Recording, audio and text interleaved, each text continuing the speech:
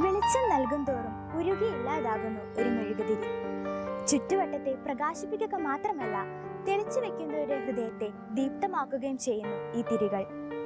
കൃതജ്ഞതാ സൂചകമായി തിരി തെളിക്കുമ്പോൾ ആനന്ദത്തിന്റെ കണ്ണീരും, നുറുങ്ങിയ ഹൃദയത്തോടെ തിരി തെളിക്കുമ്പോൾ ദുഃഖാശ്രുക്കൾ അത് പൊഴിക്കുന്നു. സന്താപത്തിലും സന്തോഷത്തിലും കൂടെ നിൽക്കുന്നവരുടെ ഹൃദയത്തിൽ വെളിച്ചം പകരുന്ന ചെറുമെഴുകുതിരികളാവണം ഓരോ മനുഷ്യരും. വെളിച്ചം അതെത്ര ചെറുതാണെങ്കിലും മനുഷ്യ ജീവിതത്തെ ധന്യമാക്കുന്നു.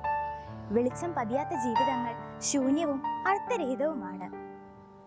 വെളിച്ചത്തിന് മനുഷ്യ ജീവിതത്തിലുള്ള പ്രസക്തി എന്തെന്നാൽ അതവന് ജീവിക്കുവാനുള്ള പ്രത്യാശ നൽകുന്നു. യേശുക്രിസ്തു തന്നെ വിശേഷിപ്പിക്കുന്നത് ഞാൻ ലോകത്തിന്റെ പ്രകാശമാകുന്നു എന്നാണ്.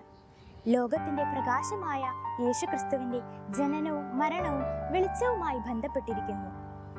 അവൻ ജനിച്ചപ്പോൾ ആകാശത്ത് നക്ഷത്രങ്ങൾ തെളിഞ്ഞു നിന്നു. മരണമടഞ്ഞപ്പോൾ സൂര്യൻ ഇരുണ്ടുപോയി. ഇതുപോലെ വെളിച്ചത്തിന്റെ ചെറുദീപങ്ങൾ ഏറ്റുവാങ്ങിയ മെഴുകുതിരികളാവാം നാം ഓരോരുത്തർക്കും. ആ മെഴുകുതിരികൾ പറയുടെ കീഴിലല്ല, മറിച്ച് പീഠത്തിന്റെ മുകളിലാണ് തെളിച്ചു വെക്കേണ്ടത്. നമുക്കും പ്രകാശിതരാവാം.